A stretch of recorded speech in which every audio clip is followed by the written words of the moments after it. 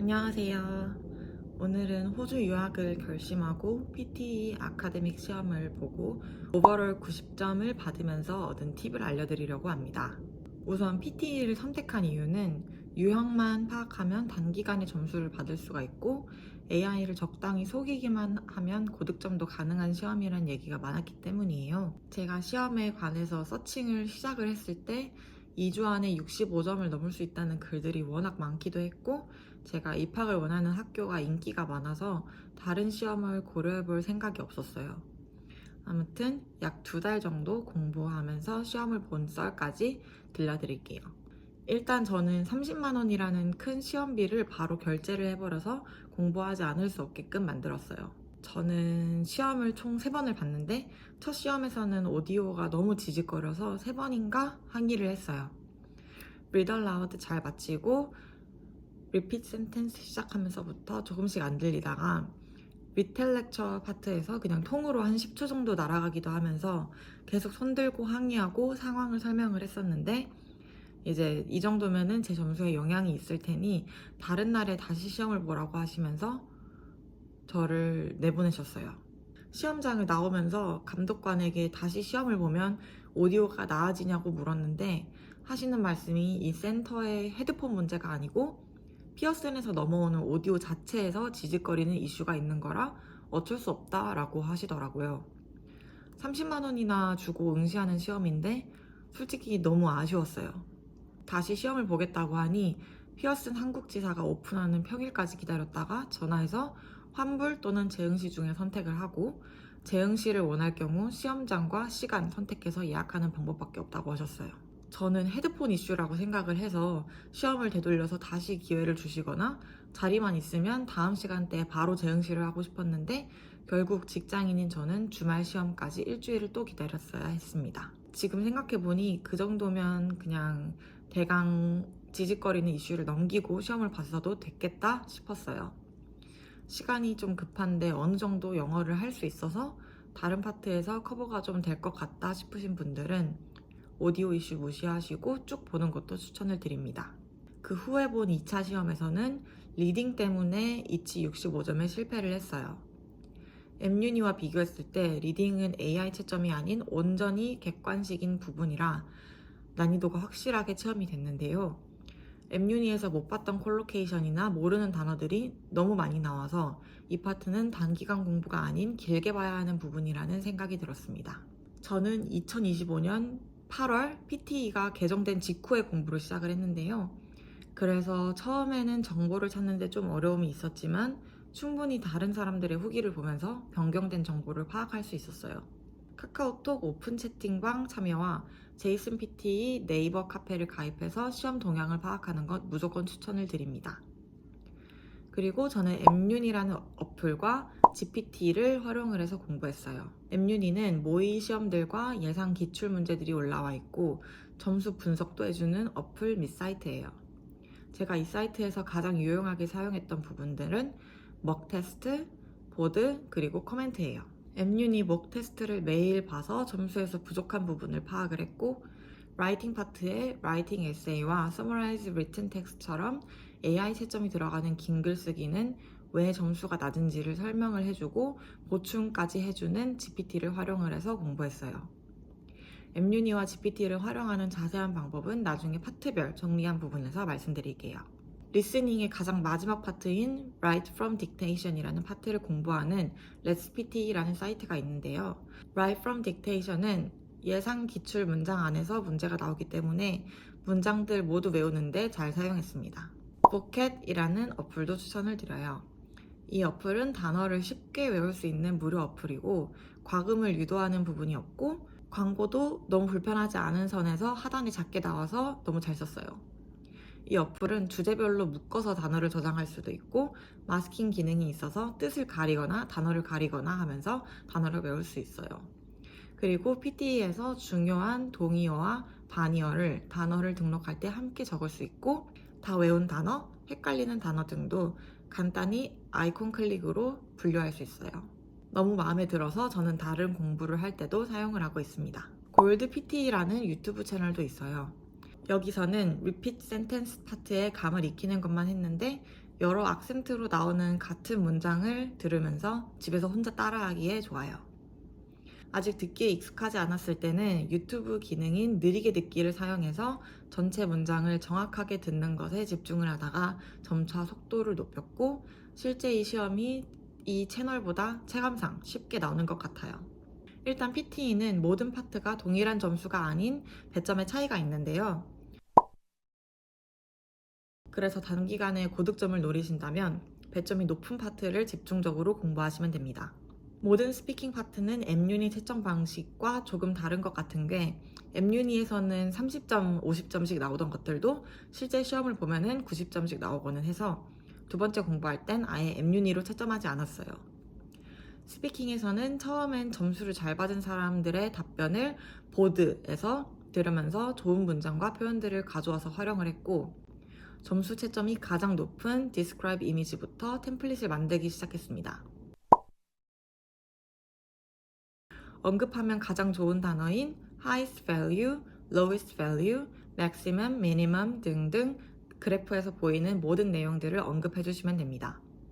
제가 정착했던 템플릿은 오프닝 멘트, X축, Y축, 최대값, 그 다음 값, 최소값, 그래프 방향성, 제목까지 언급해서 최대한 40초를 다 채웠어요. 그리고 Read Aloud는 마찬가지로 보드에서 다른 분들은 어떻게 발음하나 참고하시거나 원하시는 문장 그대로 긁어서 AI한테 읽어달라고 해도 자연스러운 인토네이션으로 읽어주더라고요. 그냥 단어 하나하나, 발음도 중요하지만 흐름이 있는 인토네이션이라는 게 무시할 수 없는 부분인 것 같아요.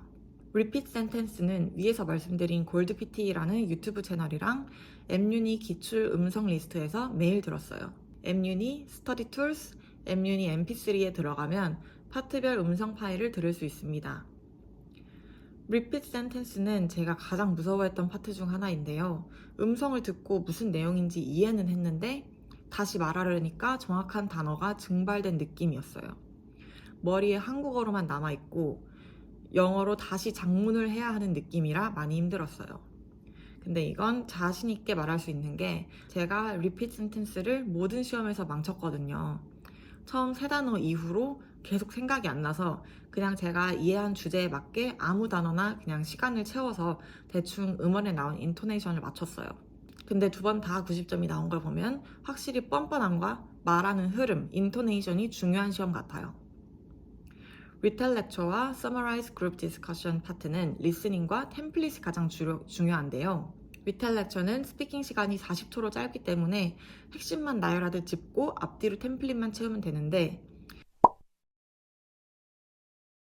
Summarize Group Discussion은 2분이라는 스피킹 시간이 주어지기 때문에 약간의 전략이 필요한 것 같더라고요. 우선 Summarize Group Discussion은 제 경험으로는 한 가지 주제에 대해 여러 가지 의견이 나오는 음성과 찬반 의견이 나오는 타입이 있는데, 오디오가 3분이 넘어가기도 하다 보니 필기할 내용도 많아져요. 저는 순발력으로 적어둔 단어만 보고 문장을 완성하는데 좀 어려움을 느껴서 음성에서 좀 부가적인 내용을 말하고 있을 때는 무시하고 아까 들은 문장을 최대한 풀 센텐스로 적어두는 것을 중점에 뒀어요. 그래서 나중에 읽기 시작할 때 버벅거림 없이 술술 읽을 수 있도록 했고, 사실 시험 볼 때 한 번은 필기한 내용이 너무 적어서 1분도 넘지 않았던 적이 있었는데, 아까 말했던 내용 다시 돌아가서 똑같이 말했는데도 점수는 스피킹이 그대로 90점이 나왔기 때문에 크게 영향이 없는 것 같았어요. 이 파트도 역시 내용보다는 인토네이션이 좀 더 영향이 큰 걸까 하는 생각이 들었습니다. 필기는 종이 한 장을 크게 사용하면서 여러 의견이 나오는 경우 1, 2, 3 의견마다 번호를 매겨서 같은 의견끼리 묶었고, 찬반인 경우는 종이를 반으로 나눠서 찬성과 반대를 양쪽 사이드에 헷갈리지 않게 적어뒀습니다. 라이팅은 M유닛 채점에서 늘 점수를 받지 못했어요. 특히 문법 점수가 늘 0점이 나와서 고민이 많았는데, 이때 GPT를 정말 유용하게 썼습니다.